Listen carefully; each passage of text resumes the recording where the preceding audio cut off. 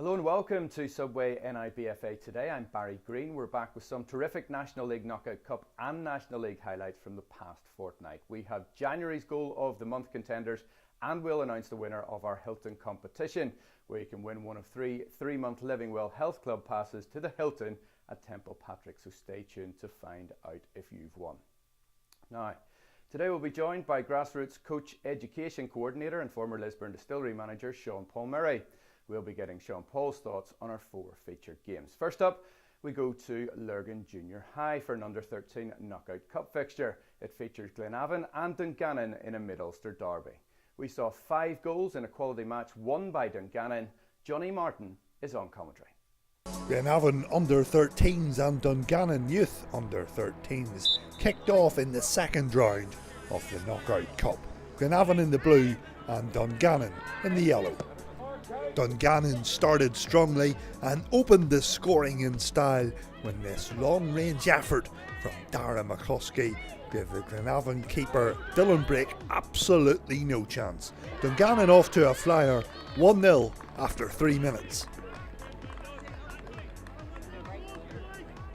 More Dungannon pressure followed, and this lovely pass from Noah Grimes set up Ethan Nethery, who tested Dylan Brake.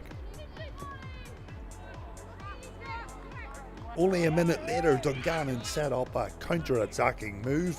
A lovely pass forward from Kenny Jimenez set up Corey Smith, but the keeper saved well.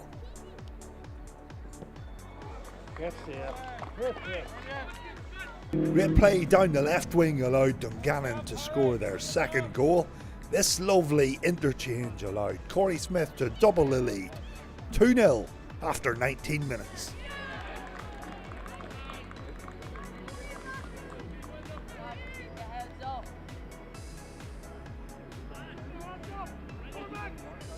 This piece of brilliance by Matthew Quinn on the edge of the box led to the next opportunity for Dungannon, a game which they were really dominating at this stage. Dungannon's third goal did arrive before half-time, captain Kenny Jimenez heading home from a Matthew White corner.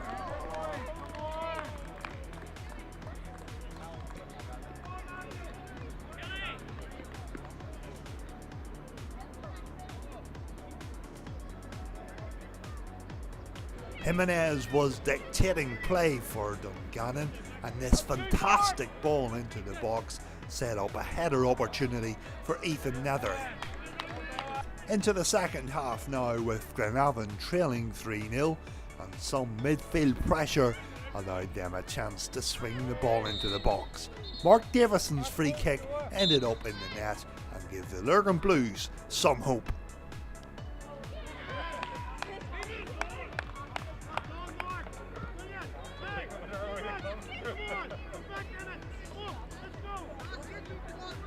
Good pressure in midfield allowed another opportunity for Dungannon. Jimenez winning the ball back before shooting just wide of the left post.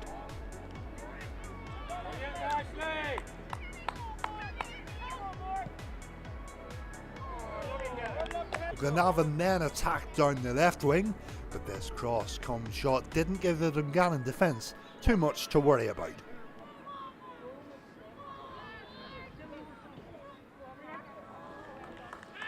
A poor goal kick was punished in a ruthless fashion when Conal McGarrigle fired into the top corner to see progress into the next round. Full time it finished, Glenavon 1, Dungannon Youth 4. I'm delighted to say I've been joined by former Lisburn Distillery Manager and now Grassroots Coach Education Coordinator at the IFA, Sean Paul Murray. Sean Paul, thanks for joining us today. Welcome. Sean Paul, give us a bit of background, a bit of detail about the role that you have at the IFA. Well, my role at the minute is to coordinate coach education from grassroots through to sort of B license. I would develop content that we would feel would be relevant to develop our coaches at grassroots level, right through to the UFO courses. So it would be a case of developing material that's beneficial, that's going to benefit our coaches to enable them to benefit and develop players. So there would be a lot of planning and organising and developing And then there's also the delivery side of it, so I would be out delivering a lot of the courses from NIBFA B licence through to the A licence. So it's pretty comprehensive. You've been with the IFA for what, some 12 years now? Yeah, about 12 years now. How have you seen coaching develop in that time?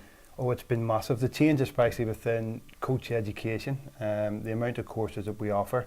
We now tailor the courses for the level of expertise and the level in which each coach is working at. So for example, our level 1 is geared towards coaches working within the small-sided games. Yeah. So we'll be giving those coaches a lot more information about how you would play technically and tactically. Yeah. So we're developing all aspects of the game. But I think there's been a huge focus in recent years on delivery styles, how people deliver. There's no point in developing all this knowledge if you can't impart it. Yeah. So there's been a huge focus on getting coaches to develop their ability to impart the information. So how they do it, when they do it, and why they do it. So that's the key, because you're wanting players to think for themselves as opposed to coach just telling them everything. So the delivery style and how coaches actually put their message across has been something we've been focusing on. Tell us about your own career pathway then. You played previously with Cliftonville and you've managed actually coaching Lisburn Distillery. How did you kind of bridge that gap, or how did you make the transition between the two? It's a bit of a sad story. I very young, I was at Cliftonville when I was a kid. I got a scholarship opportunity in America, which I took. And very shortly after arriving in America, I broke my ankle in 2 places, which effectively finished me. Now, I come back and tried to play bits and pieces at the lower levels of Irish League and Amateur League, but I just was unable to because of the injury. So it forced my hand, it forced me into coaching at a very young age. So I done my first coaching badge when I was 22 to keep me involved in the game. That's early. That's early, very early, yeah. I think I was the youngest on the course by about 20 years at that time. So it forced my hand for me, and it forced me into a coaching pathway, which ultimately has been a blessing, because I am now where I am due to the injury, really. So I then started working with youth teams and with youth squads. I worked in the player development programs within the Irish FA. I also worked at Newington for a number of years in the Amateur League and in the Irish League, and then the opportunity came to manage Lisburn Distillery, which I took. So I have a broad range of experiences, from coaching grassroots kids to performance kids to amateur league, top end amateur league players and Irish League players. So that leads us quite nicely then into Dungannon's 4-1 win in our opening match. They deserved to progress on the balance of play, didn't they, Sean Paul? Yeah. Well, it was a very good game, very enjoyable game. There's some excellent team play, but also some excellent individual play, and in particular young Kenny. Yeah, he's a big, strong lad. He's technically very, very good, and every single thing that Dungannon did seemed to go through Kenny. Yeah. He scored a good goal, he set up a good goal, and he sort of bossed in midfield. He was very physical and strong. He's a lot bigger than the rest of the kids in his own team and the opposition team, so that physicality helped him. But then when he did get on the ball, he was very good and very productive with it. Yeah, the header he scored as well from the corner was well taken. Very well taken, a good corner in, but again, his physicality, he's able to shrug his marker off and directed a good diving header in the corner, so very good goal. Well, let's focus on maybe one of the other goals. For me, that final goal from McGarrigle, that was unreal finish, wasn't it? Yeah, he done very well, very tenacious to win the ball back initially, but then super quick feet and an excellent finish, give the goalkeeper no chance at all. But it was his quick feet and his vision to see that the goalkeeper was sort of out of position. He just thumped the ball in the top corner. Very good finish. Yeah, great finish. Thanks, Sean Paul. For our second game, we stay with knockout cup action. This time it's an under-16 encounter that brought 2 sides together who were pressing to make the cup semi-finals. Glenavon took on Carrick Rangers. Again, it was played at Lurgan High. Let's see which way this one went. Carrick Rangers met Glenavon in the quarter-final of the National League Knockout Cup in what was a feisty affair throughout at Lurgan Junior High. With 5 minutes played, Jacob McGee's corner picked out Jack Moore, but he sent his effort wide of the Glenavon goal. Glenavon's first opportunity came through Oisin Barr, but his shot was straight at Harry Kinnear. Then came the defining moment on 7 minutes when Carson Mulholland was sent off for misconduct. Carrick were reduced to 10. Despite that, they did pressurise the Glenavon goal. This fine through ball found Matt Hill, who watched in vain as his effort came back off the post, with Byrne all but beaten. Undeterred by having a player less, Carrick again remained positive and brought the Glenavon keeper into action once more. Luke Matchett's 18th minute shot from outside the area. It was destined for the top corner, but Conor Byrne made sure he kept it out, and the match remained scoreless. 3 minutes later, Shane Adamson's free kick caused havoc inside the Carrick box. Rangers struggled to clear their lines, and that gave Jesse Carson the chance to shoot. His effort was well repelled by Kinnear. Glenavon then got the game's first goal. Adamson again with the free kick. Lewis Smiley crossed for Tyler Bain, who had his effort well kept out by Kinnear initially. Jesse Carson crashed the rebound onto the crossbar, and Carson stayed patient to put his team 1-0 in front.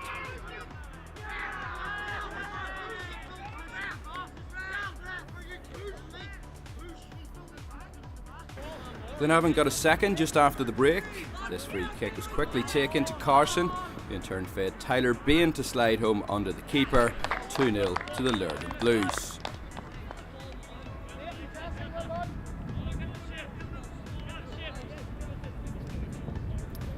The influential Carson then brought a fine save from Kinnear on 50 minutes. The Carrick keeper doing brilliantly to keep out Carson's drilled shot. Glenavon scored a third goal with 18 minutes to play. Owen Barron cleared his lines, bar headed on. Ross Hunter then seized upon hesitation in the Carrick ranks to score a relatively simple tap in, and Glenavon well on their way to the Cup semi-finals.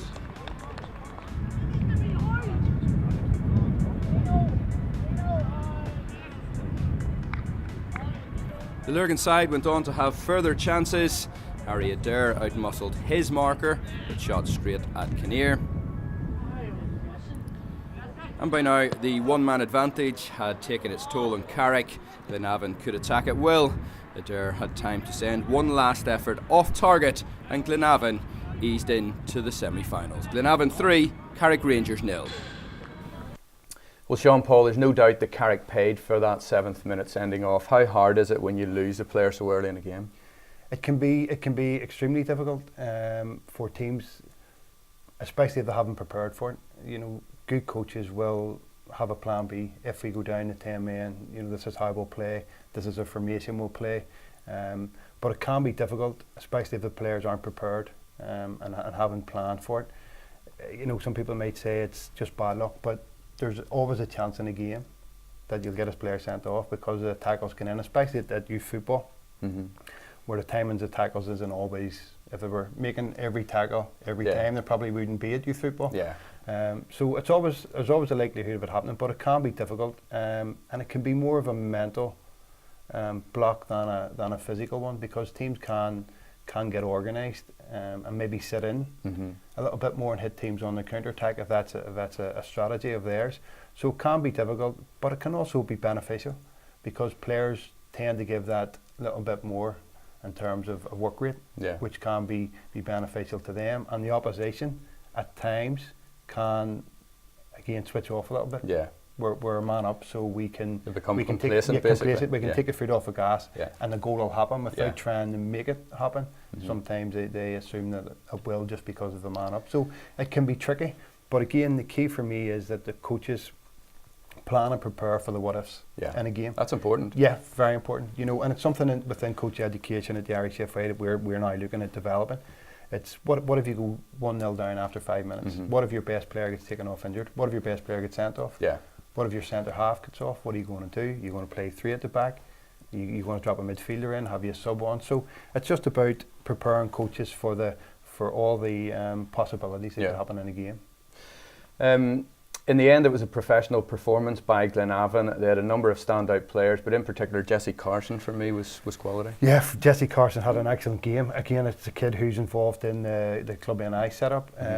He had a goal he scored was a bit scrappy, a bit fortuitous, because it bobbled about the 6-yard box, but he persevered, and he turned the ball, and it was a decent finish. But I was impressed. The goal he set up was excellent. He won the ball midfield. He drove it to centre of the defence, committed a player, and then slipped the ball through for centre forward. So an excellent piece of play by him. And a good win. Ultimately, the man less caught up with Carrick in the end, didn't he? Yeah, it did indeed. I think they were out muscled at times as well. The physicality wasn't great, and Glenavon were that little bit more physical. Yeah. And that paid at the end, especially with the man extra. Thanks, Sean Paul. So it's Glenavon who book a place in the Under-16 Knockout Cup semi-finals at the expense of a plucky Carrick Rangers. Now it's time for January's Goal of the Month competition. Our shortlist was difficult to pin down this month, so we've got 4 quality goals to show you instead of our usual 3. Goal A was scored by Keelan Cunningham for Ards Under-18s against Cliftonville. Let's take a look.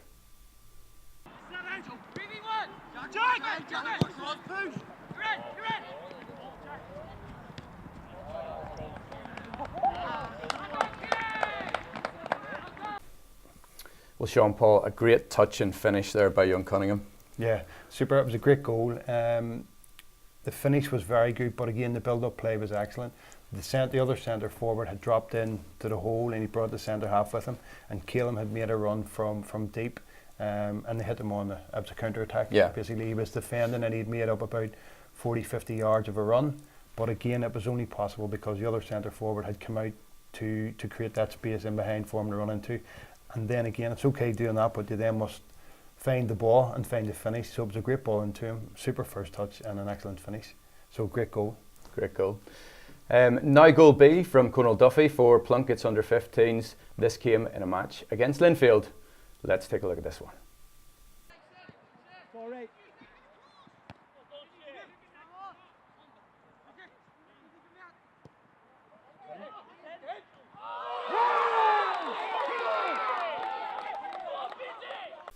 So, Conal Duffy's strike for Plunkett, how did you see that one? That's excellent strike. He catches the ball very well. Goalkeeper's a bit unfortunate. With those high loopy strikes, sometimes it's difficult to judge distance and height, so he was caught a wee bit underneath it.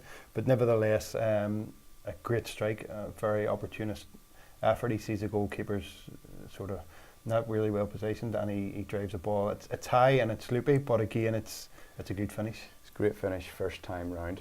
Okay, goal C was scored by Chemi Kanwai for Ridgeway's Under-15s against Rosario.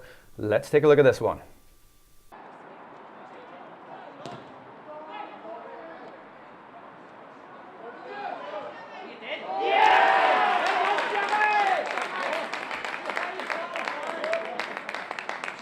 So Sean Paul, great footwork there from Kanwai. Oh, excellent goal. Again, very determined to win the ball back initially. Some super quick feet, great technique, and the finish was outstanding. He took 3 or 4 touches in the space of about a second, and then he just to flick the ball over a goalkeeper's head. Excellent technique. Goalkeeper had absolutely no chance. Some technique there. Great footwork. Finally, goal D from Lee Lynn for Coleraine. This came against Crusaders Under-16s.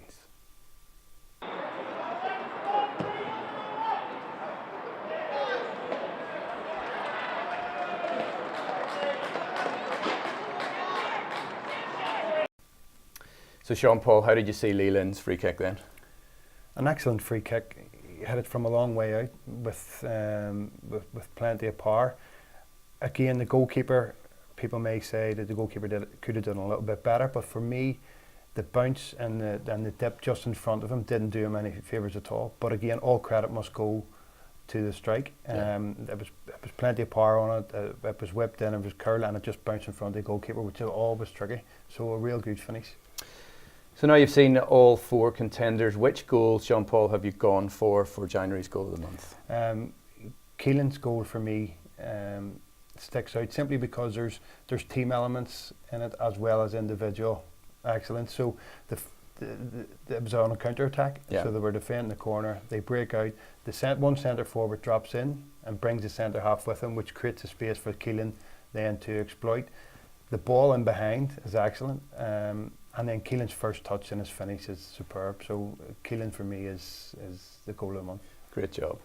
Congratulations to Keelan Cunningham then on that quality strike. Subway representatives will be out to present you with your Goal of the Month award in the next week or so. Well done again. Now it's time for our final two matches played last weekend. The first game was played at the Dub on the artificial surface. It was a 7-goal thriller between Glentoran and Rosario. Lord James, watch this one. Noel Monaghan's Rosario met Glentoran in the Subway National Youth League Under-13 B Division at the Dub. Both teams had chalked up 3 points apiece since the league split at Christmas time. Glentoran in their traditional trio of green, black and red attacked the left side, Rosario and navy on a fairly damp and overcast Saturday morning. Penn Christie's through ball on 12 minutes for Rosario almost found a way through to teammate Paddy O'Prey before it was covered by Glen's keeper Rhys Kernahan. After a scrappy start, however, a flurry of 4 goals in as many minutes came. Rosario were gifted the opener on 15 minutes when Benny McCoy's cross was steered into the wrong net by an unfortunate Josh Chapman.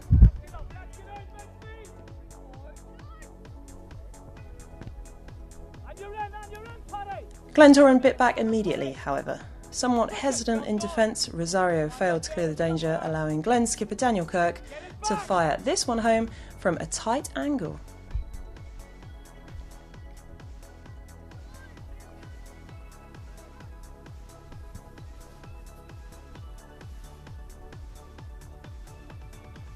This time it's Glentoran who failed to clear their lines from a corner. The well-placed set-piece falls to Sean McGarry, who scores from inside the box as Rosario take the lead for a second time.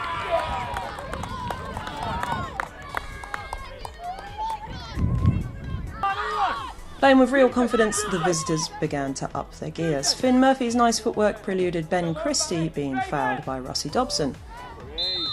And in a game which promised goals, the talented Christie went straight for the Glentoran net, striking the free kick, which, from distance, proved just too much for leaping Kernahan.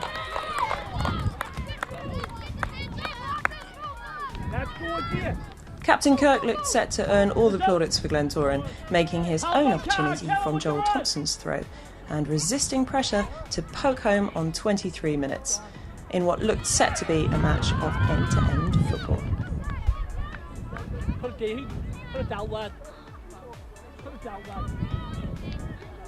After the break, Fraser Martin lined up with a corner in search of an equaliser, his first effort blocked however, and follow-up shipped just over the bar. Plenty of encouragement from coach Monaghan saw Paddy O'Prey pounce for a header while clear on goal, but keeper Kernahan's foul on him in the box found him with a penalty instead. Owen McCarthy stepped up to finish superbly from the spot. Rosario now 4-2 in front. On the back foot, Glentoran sought to take ownership of wide areas, starting with this throw-in deep in their own half. With a hat-trick in sight, Kirk raced down the left flank to meet a pass outside the box, netting on the second attempt for his treble, with the match finishing Glentoran 3, Rosario 4. So Sean Paul, Rosario took the points, but they made hard work of that in the end, didn't they? Yeah, it was an excellent game. Very frantic at times. At one stage there was 4 goals in 4 minutes. Very entertaining game if you were a neutral, yeah. But if you were one of the team's coaches, you'd have been pulling your hair out. The game for me, one of the highlights, I don't want to take away from Rosario's win because it was a great win for them, but the Glentoran, Daniel Kirk, yeah, he scored a hat-trick and he was on the losing side. He's a big, strong lad, yeah. Technically very good. For me, he was a standout. You know, he scored the 3 goals. He made them. He scored them. He dominated the game at times, although they were on the losing side. But for me, he's a player who could maybe definitely make a step up. Yeah. To a higher age group to challenge himself. Yeah. To challenge himself physically, yeah, as well as technically, because at times the Rosario players were just bouncing off him. They couldn't get near him, so he didn't even have to be good on the ball because yeah, he was just so big and strong. So a very good performance from Rosario. Yeah, very much so. To get the result, to score 4 goals, you'd like to think you're going to win a game scoring 4 goals, but also if you're scoring a hat-trick, and it's very unfortunate to be on the losing side, especially when you've played so well. A final word on that game. Is there an argument to use smaller nets? 2 of the goals in particular in that game. Now there's still a debate and an argument to be had in terms of small-sided games and small-sided pitches. The argument initially was up to the age of 11, where you were getting kids to play 5-a-side, 7-a-side and 9-a-side. And whether it should be results-based or not is an argument still to be had. My view is that it shouldn't be results-based, because the kids are always going to be competitive. Yeah. The kids are always going to want to win, but that competitive mentality stops on the touchline, so the coaches are still focused on development. Now, when you go into then under 12s and 13s, for me, the kids still aren't developed enough to compete and play football as they have been doing at the smaller age groups. Yeah. It's a big jump for an 11-year-old to go from a 9-a-side pitch to an 11-a-side pitch, where the goal's 2-3 feet above their head, and they have absolutely no chance. And the two of the goals there, the goalkeeper had no chance. You know, and they weren't fantastic strikes. They were just out of the goalkeeper's reach. I suppose the argument comes then that there has to be a transition at some stage. So therefore, you know, where do you put that? Yeah, there has to be a transition at some stage, but it's where you put it, as you say. For me, at under 13, there still should be small-sided games. And a lot of countries in mainland Europe, they will play 9-a-side up to the age of 14 and 15. So that the kids, it's not just for the goalkeeper.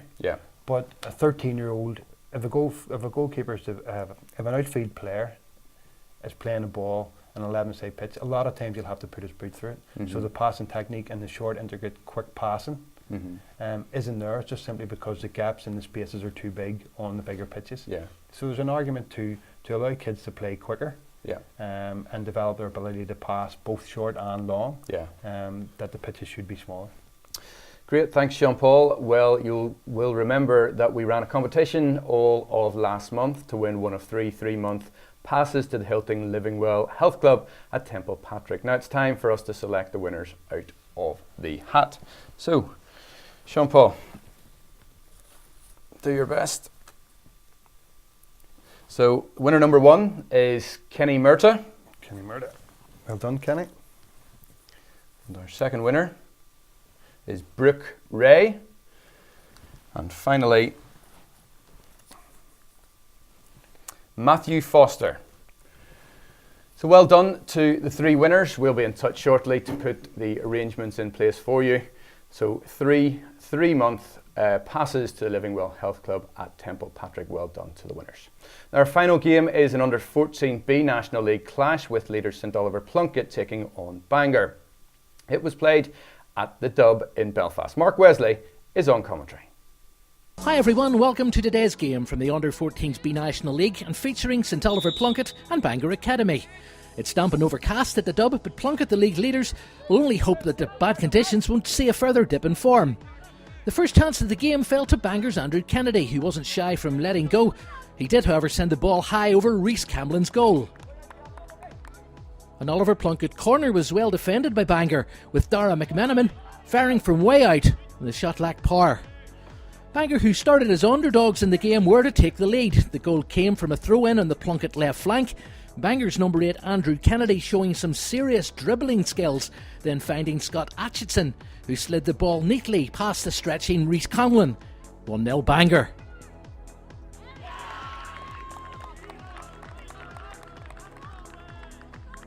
Those supporting Bangor delighted, although that goal celebration I'm pretty sure was premeditated. Haven't we seen that before? Oliver Plunkett are a passing side, and they almost levelled in 33 minutes. This time a determined Bran Healy broke from his own half, evading several challenges before getting a shot away. Alex Montgomery getting down well to his right to save, allowing Bangor to clear once again. St Oliver Plunkett were to equalise, this time a set play doing the damage. But did he mean it? You decide. From 40 yards, Bran Healy thumping the ball. Alex Montgomery can only get a finger to it. Plunkett back on level terms. And what a goal. The second half was to bring more of the same. Tyler Corbett, the Bangor number 16, was to see his efforts turned round the post by Rhys Camlin. Several top-drawer saves from Rhys already. He's having a blinder. Bangor starting to lay siege to the Plunkett goal. Another set piece, first from Ryan Divot, the final header from Atchison going wide. Then another free kick from deep in the Bangor half. Tyler Corbett having an opportunity. He was going to drive the ball towards the Plunkett goal, leading to some awesome skills again from Rhys Camlin. Great save from the young keeper. Most of the chances now falling to the Seasiders, and after some scrappy play in the middle of the park, the ball driven goalward by Kyle Ross, whose shot ricocheted off the bar and first would fall to Joe Cousins, only to be foiled by Carlin, then Scott Atchison getting the final touch and driving the ball home. Bangor 2, St Oliver Plunkett 1.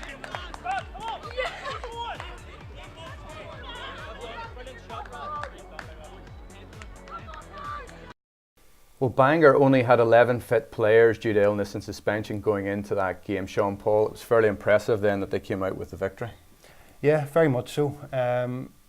Sometimes when scenarios and situations like that happen, there can be a bond and a pulling together of players, and that seems to have happened for Bangor. I know Neil McKee quite well at Plunkett. I know he'll be disappointed in losing the game, but from a Plunkett point of view also, they have a few very good players in their setup, again, who are involved in the Irish FA's player development squads. Young Healy, who I had myself at one stage in one of my development squads. McMenamin, maybe another one. Dara, Dara is another excellent player, and again, two of them had two very good games. Yeah, they did too. Scott Atchison, who scored 2 really good goals. Well, he enjoyed himself, didn't he, with the celebration? Yeah. His first one where he shushed everybody in the crowd, and the second one where he had his shirt off. I don't think I could be taking my shirt off in goal celebrations, but 2 good finishes. The goal celebrations were equally as good as his finishes, but it was a good game and a good win considering Bangor had no substitutions.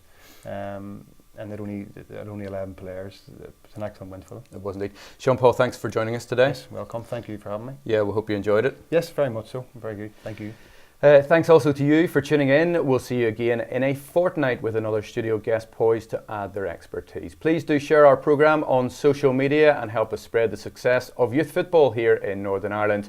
And finally, you can drop us a message on Facebook or Twitter via the NIBFA or Exporte pages. Join us again in a fortnight. See you then.